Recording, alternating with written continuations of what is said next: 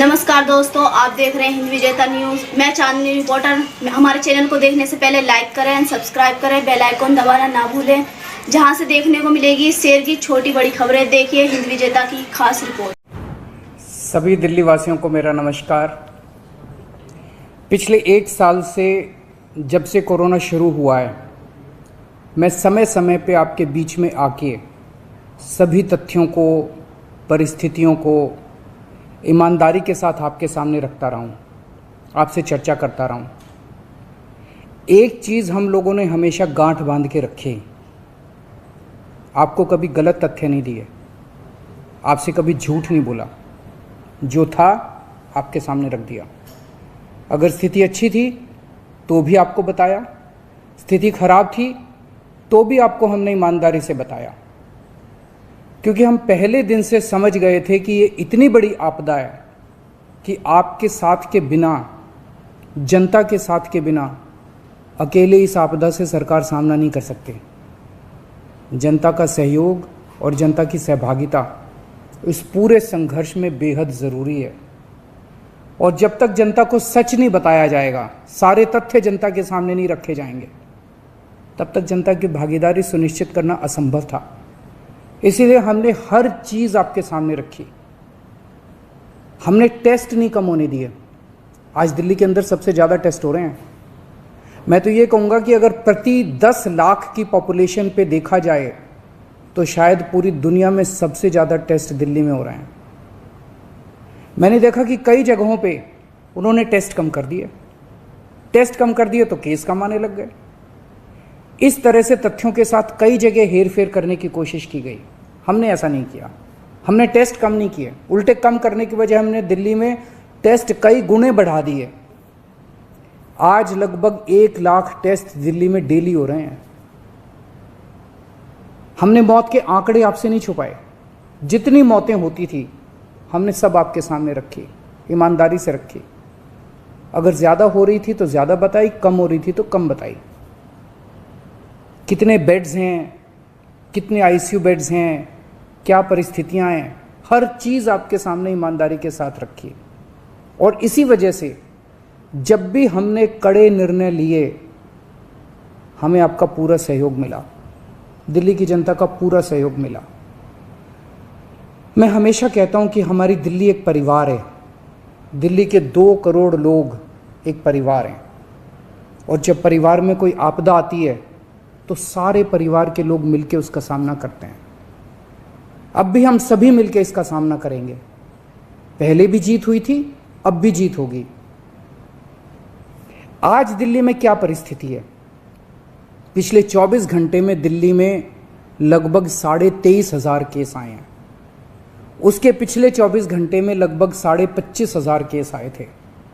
तो पिछले 3-4 दिन से रोज हम देख रहे हैं लगभग 25,000 के करीब केस आ रहे हैं। पॉजिटिविटी बहुत ज़्यादा बढ़ गई है, संक्रमण दर बहुत ज़्यादा बढ़ गई है।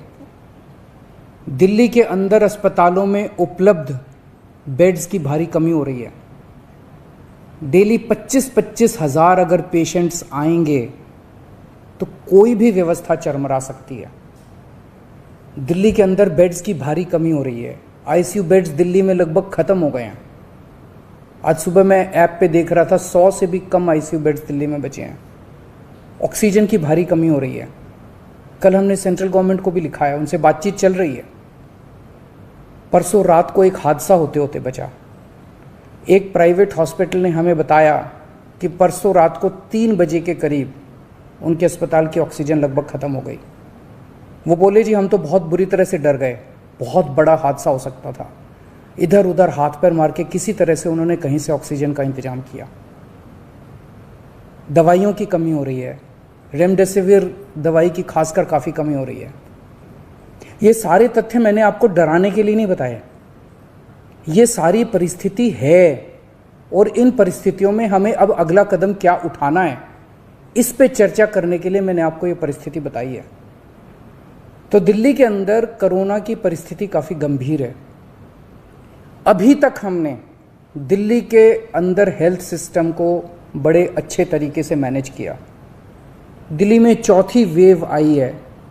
पहली वेव पिछले साल जून में आई थी जिसमें 4,500 के करीब केस आए थे। दूसरी वेव आई फिर सितंबर में, फिर तीसरी वेव आई जिसमें 8,500 के करीब केस आए थे। दुनिया के कई शहर ऐसे हैं, बड़े बड़े देशों के, विकसित देशों के शहर, जहां 6,000 केस आए तो उनका पूरा हेल्थ सिस्टम चरमरा गया, कोलैप्स कर गया। दिल्ली में 8,500 केस आए पिछली बार तीसरी वेव में, तब भी हमारा सिस्टम कोलैप्स नहीं किया, उल्टे हमने और ज़्यादा अपनी तैयारियां शुरू कर दी। आज 25,000 केस आए हैं। अब दिल्ली का हेल्थ सिस्टम अपनी सीमा तक पहुंच गया है। हमारा हेल्थ सिस्टम अब बहुत ज़्यादा तनाव में है। मैं ये नहीं कहूँगा कि हमारा हेल्थ सिस्टम अभी कोलैप्स किया है, लेकिन आज हमारा हेल्थ सिस्टम बहुत ज़्यादा तनाव में है। किसी भी हेल्थ सिस्टम की अपनी सीमाएं होती हैं। अनगिनत पेशेंट्स तो कोई भी सिस्टम नहीं ले सकता ना। किसी भी सिस्टम की अपनी सीमाएं हैं। पिछले 5 साल में आपकी सरकार ने दिल्ली में बहुत बड़े स्तर पे स्वास्थ्य के क्षेत्र में काम किया है। खूब नए हॉस्पिटल खोले हैं, मोहल्ला क्लिनिक, पॉली क्लिनिक बनाए हैं। बहुत बड़े स्तर के ऊपर स्वास्थ्य के क्षेत्र में काम हुआ है। यही कारण है कि आज 25,000 केस के ऊपर भी दिल्ली का सिस्टम चल रहा है। लेकिन अब इसके बाद अगर तुरंत कुछ कठोर कदम नहीं उठाए गए तो ये सिस्टम कोलैप्स कर सकता है। और अगर हेल्थ सिस्टम कोलैप्स कर गया तो मुझे डर है कहीं बहुत बड़ी त्रासदी ना हो जाए। जैसे मैंने बताया कि कल एक अस्पताल में ऑक्सीजन बिल्कुल ख़त्म हो गई थी और बहुत बड़ी त्रासदी होते होते बची। मैंने वीडियोस देखे हैं, तस्वीरें देखी हैं, आपने भी देखी होंगी सोशल मीडिया पे। दुनिया के कई शहर ऐसे हैं जहां कॉरिडोर में पेशेंट्स पड़े हुए हैं, सड़कों के ऊपर लोग दम तोड़ रहे हैं। अभी तक हमने दिल्ली को उस किस्म की त्रासदी से बचाया है, वैसा नहीं होने दिया। आज सुबह 11 बजे मेरी और एलजी साहब की मीटिंग हुई और इन सारे पहलुओं के ऊपर, सारी परिस्थिति के ऊपर काफ़ी विस्तार से बातचीत हुई। और उस बातचीत के बाद हमें ये लगा कि दिल्ली का हेल्थ सिस्टम बड़ी मात्रा में और अधिक पेशेंट्स अब लेने में असमर्थ है। अगर हमने अभी लॉकडाउन नहीं लगाया तो कहीं ऐसा ना हो कि बड़ी त्रासदी हो जाए। हम किसी भी हालत में दिल्ली को उस परिस्थिति में नहीं ले जाना चाहते जहां कॉरिडोर के अंदर पेशेंट्स पड़े हैं, सड़कों पे लोग दम तोड़ रहे हैं। आज सभी परिस्थितियों का जायजा लेने के बाद आपकी सरकार को ये लगता है कि दिल्ली में कुछ दिन के लिए लॉकडाउन लगाना ज़रूरी है। तो आज रात को 10 बजे से अगले सोमवार को सुबह 5 बजे तक 6 दिन के लिए दिल्ली में लॉकडाउन लगाया जा रहा है। इस दौरान जाहिर है कि जो एसेंशियल सर्विसेज हैं वो जारी रहेंगी, खाने पीने की, मेडिकल व्यवस्थाओं की वो जारी रहेंगी।